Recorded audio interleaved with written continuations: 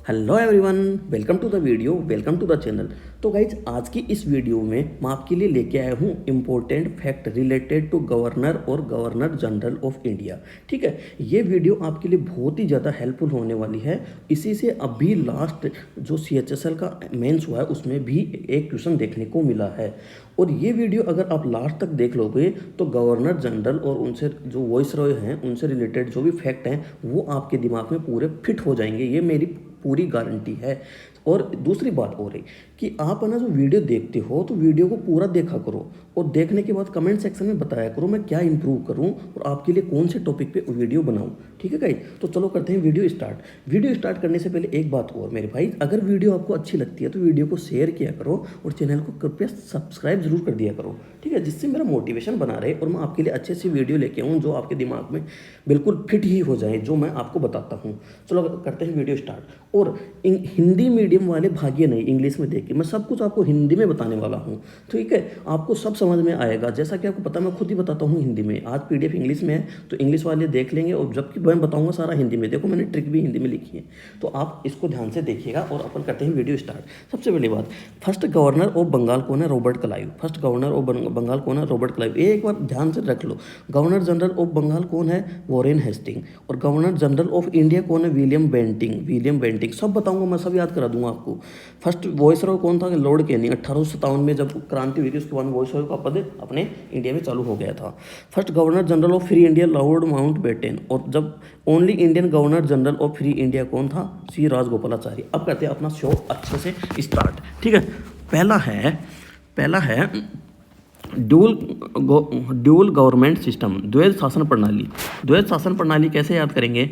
ठीक है, ये किसने स्टार्ट की? रॉबर्ट क्लाइव ने। रॉबर्ट क्लाइव ने इसको स्टार्ट किया था। ठीक है, तो अपन याद कैसे करेंगे? तो देखो मतलब अपन याद कैसे करेंगे इसको, जैसे कोई चीज़ के मतलब ड्यूल गवर्नमेंट है, मतलब दो गवर्नमेंट अपनी बन गई। ठीक है, तो दो गवर्नमेंट बनने का मतलब क्या है कि गवर्नमेंट को अपन पार्ट कर दिए, भाग मतलब दो भागों में तोड़ दिए। गवर्नमेंट को तोड़ दिए मतलब उनको क्या कर दिए?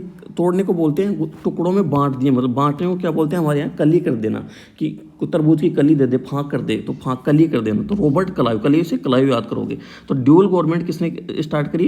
रॉबर्ट क्लाइव ने। ड्यूल गवर्नमेंट किसने स्टार्ट करी? रॉबर्ट क्लाइव ने। कैसे करी?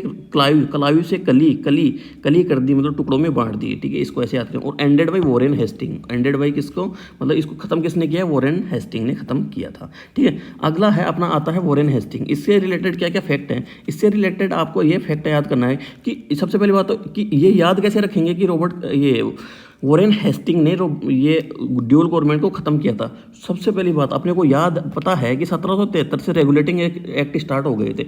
मतलब रेगुलेटिंग एक्ट तभी स्टार्ट हुए होंगे ना, तब जब अपने ड्यूल गवर्नमेंट को ख़त्म किया होगा। ठीक है, तो इससे याद करेंगे अपन कि ड्यूल गवर्नमेंट ख़त्म किसने किया? वॉरेन हेस्टिंग ने। एक और फैक्ट आपको इससे याद करना है। सब कुछ ये आप देख लेना, आप पढ़ना चाहो तो मैं आपको जो मेन फैक्ट है वो याद कराऊंगा। ठीक है, सबसे पहले मंगलोर संधि याद करना। वो मंगलोर संधि किसने की? वॉरेन हेस्टिंग ने 1784 में। ठीक है, तो मंगलोर संधि को कैसे याद करोगे? मंगलवार से। ठीक है, मंगलवार से इसको याद करोगे। मंगल से मंगलोर और वार से वॉरेन हेस्टिंग ने। मंगलोर संधि किसने करी? वॉरेन हेस्टिंग ने।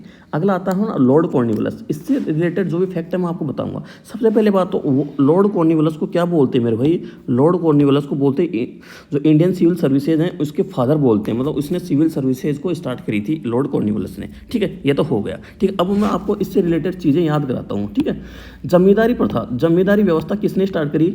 लॉर्ड कॉर्नवालिस ने। ठीक है, अब याद कैसे करेंगे? देखो कॉर्न एक फसल होती है, फसल से मतलब फसल होती है कॉर्न, तो जमीन फसल से होती है कौन? तो फसल किस में होती है? ज़मीन में। फसल किस में होती है? ज़मीन में। तो जमींदारी प्रथा किसने स्टार्ट करी? जमींदारी प्रथा किसने स्टार्ट करी? कॉर्न फसल ने स्टार्ट करी। कॉर्न एक फसल है और कॉर्नवालिस ने अपनी किसने क्या स्टार्ट करी? जमींदारी प्रथा स्टार्ट करी। ठीक है, दूसरी है श्रीरंगपट्टम की संधि हुई थी 1792 में। श्रीरंगपट्टम की संधि हुई थी 1792 में। ये किसके शासनकाल में हुई? ये पूछता है प्रश्न। तो देखो रंगमंच कार्यक्रम होते हैं ना, जो कॉर्निवल फेस्टिवल होते हैं उसमें रंगमंच कार्यक्रम होते हैं। तो कॉर्निवल से आपको याद करना है कॉर्नवालिस ने, और रंगमंच से याद करना रंगपट्टम। तो रंगपट्टम की संधि किसके शासन में हुई? कॉर्नवालिस के शासन में। अगला याद करते हैं वैली जली। वैली जली को अपन किस चीज़ के लिए याद रखते हैं? सब्सिडरी अलायंस के लिए। सब्सिडरी अलायंस का मतलब होता है सहायक संधि, ठीक है, सहायक संधि। अब एक बात बताओ आप, जैसे ये मतलब ये किसके जो कौन वो अपना वो था यहाँ पे गवर्नर जनरल था, तो कौन था अपना यहाँ पे गवर्नर जनरल?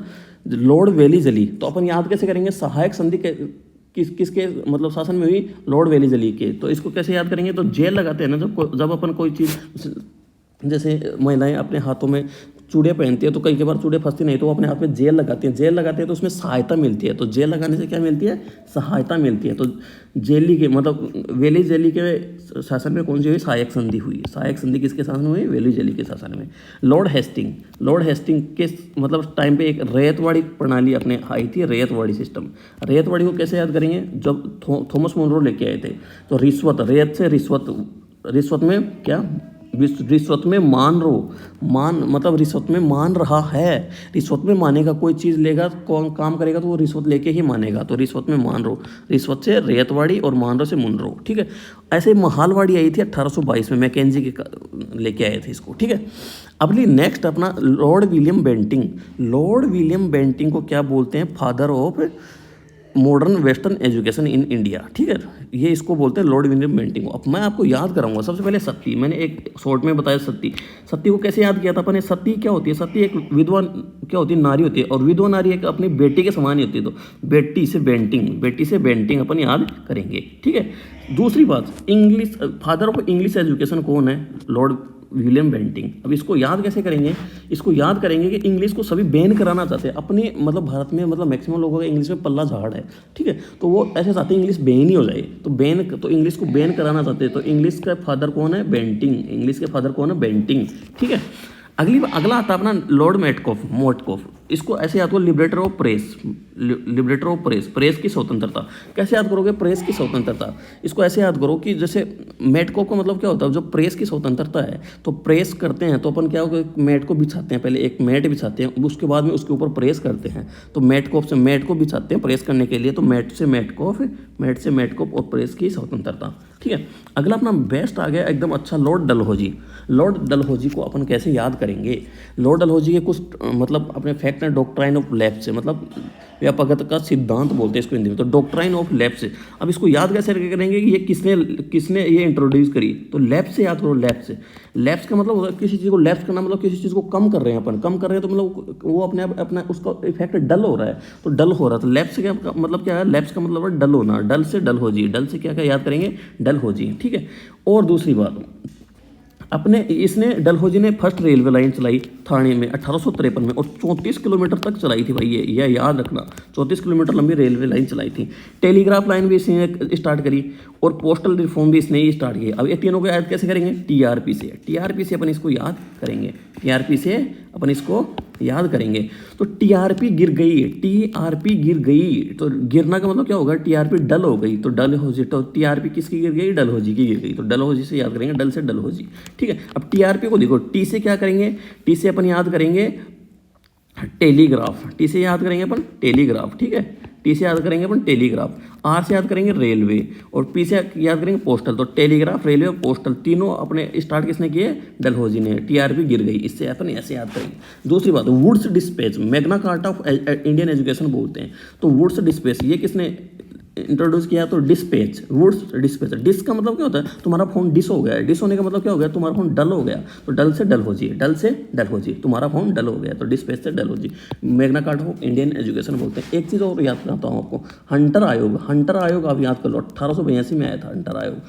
अब इसको याद कैसे करेंगे? लॉर्ड रिपन के टाइम पे ये आया था। तो इसको याद कैसे करेंगे?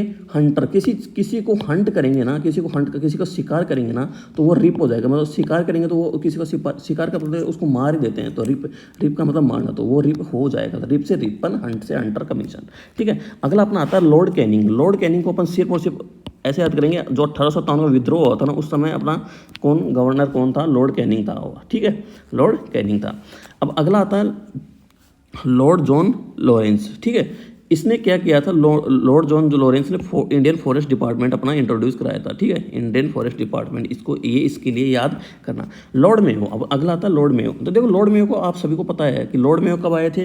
लॉर्ड मेयो ने अपनी मतलब वो सेंसस करवाई थी 1871 में, ठीक है, 1871 में उन्होंने सेंसस करवाई थी, ठीक है।